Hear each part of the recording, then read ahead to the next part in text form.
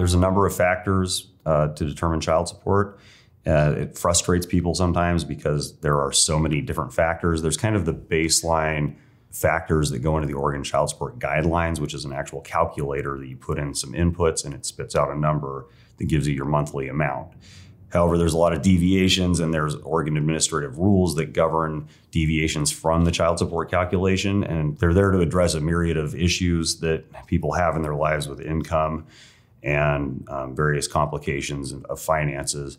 So it can be frustrating for people to not understand when you can't give them a clear answer, like here's how it's calculated, but there's kind of a baseline of the calculations. So it's income, gross monthly income, it's how much time do you have with your children? So the parenting time, physical custody parenting time is another major component for the calculation. So income, parenting time, I would say are the two major factors.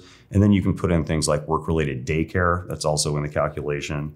Things like what's the insurance cost for medical insurance for the child and for each parent that gets put into the calculation, and then it spits out a number at the end.